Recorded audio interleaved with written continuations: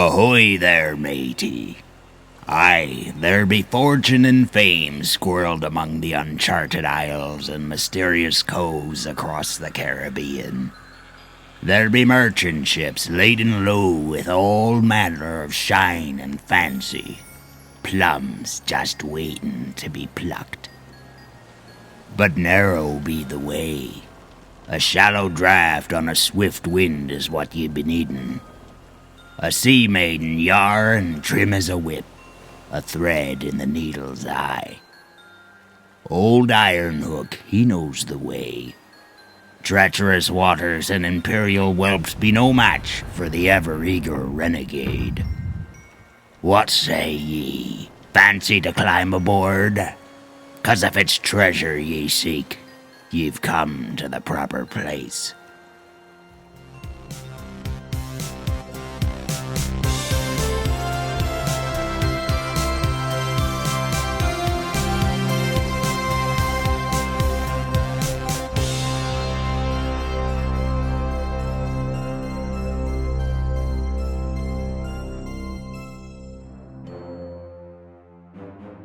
Hello again everyone, I'm Jamie, and welcome back to Trick Bricks.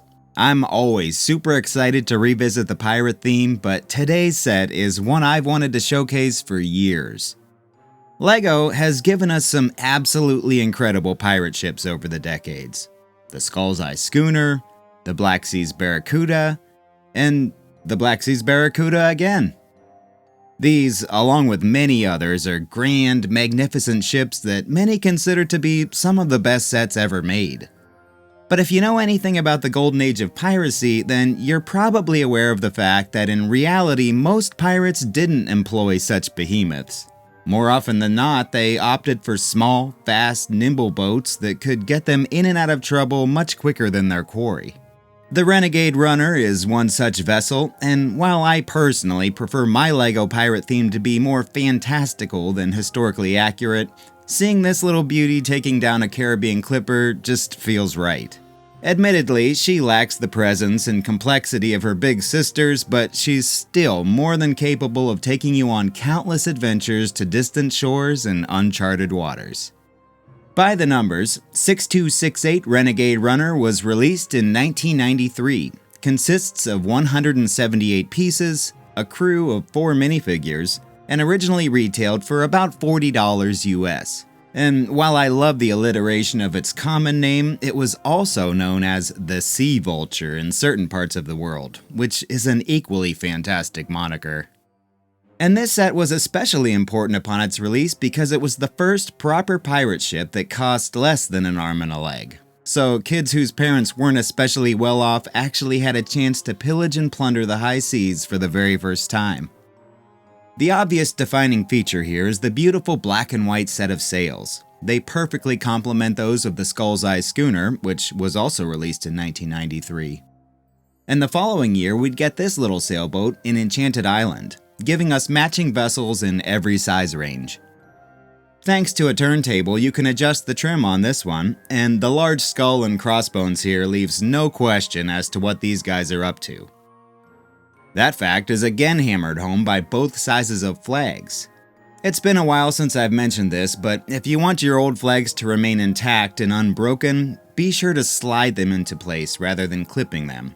These things can get brittle over time, and you'll see many of them with broken clips.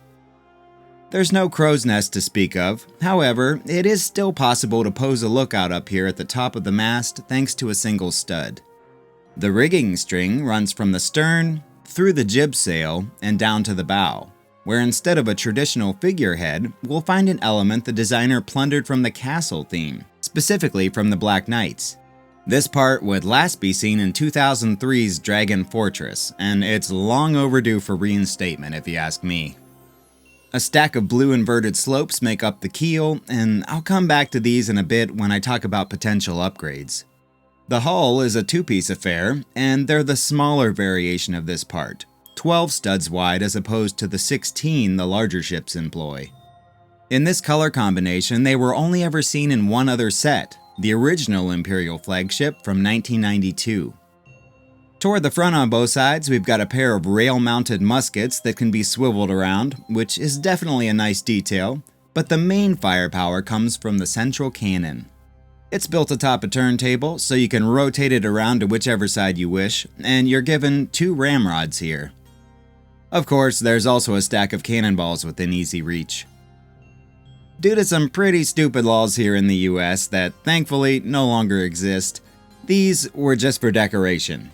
But if you were fortunate enough to pick this set up across the pond, you would have received an awesome, fully functional cannon. Still, the best projectile launcher LEGO has ever produced. You could make an argument that only having a single cannon would be a disadvantage against most of the other ships of the time, but it's in fact pretty accurate. Cannons are heavy, and the goal here is speed and agility. It should come as no surprise that my favorite thing here is the treasure chest, due to it containing 2 full sprues worth of glorious chrome gold coins. Other than the ladder leading up to the poop deck, which I certainly appreciate, there's not a whole lot of room here for much else, other than perhaps storing some additional treasure. It was common practice to lighten sloops like this by gutting the interior, so the lack of a cabin is another convenient historical accuracy. And that finally brings us to the poop deck. A pair of clips can be used to keep a cutlass and flintlock within easy reach, but the coolest element here is the compass. This is fully functional, and like most compasses, it's fun to play with for about 5 seconds, but it adds a great pop of detail and storytelling potential. And there's plenty of room here to place a few minifigures. Speaking of which, as I mentioned, we get 4 in total, and while the first 3 are all pretty run-of-the-mill classic pirates, the standout here is Captain Ironhook. At first glance, you might think this is Captain Redbeard going through a rough patch, or maybe trying to get a tan, but nope, old Ironhook is his own man. He was first introduced the previous year in 6261 Raft Raiders, and would go on to appear in 7 sets over the course of his 3-year lifetime, albeit with fewer appendages toward the end. Here, he gets a cutlass and the all-important treasure map. However, as you can see, there's really no way for him to actually steer this thing toward the treasure. Let's see if we can fix that. Depending on the time period, a sloop like this would have either employed a tiller or a wheel. A tiller is basically a wooden beam connected to the rudder that steers the boat by being pushed from side to side. This is a simple, compact way to achieve that. You'll just have to pretend that it's able to move the rudder. For later ships, a wheel could have been used, and while it eats up quite a bit of deck space, I like this option best. This design also gives us a spot to spread out the map. And since we're on the topic of upgrades and additions, once we get to wherever the treasure is, we'll need a way to moor the ship. The standard specialty element is a little too big, so I've put together a simple 2-piece anchor and attached it to a winch inside. Next, the keel and rudder. I don't hate the blue. One of the charms of vintage LEGO is how colorful it is, but I think I like black a little better here. It's a bit more sleek and menacing. Since this set was targeted for a lower price point, it lacks many of the details found on its larger counterparts, but just adding a few pips and other little bits to the railing brings it a long way. We could also throw on a rear lantern, some additional weapon storage inside, and maybe a ship's mascot.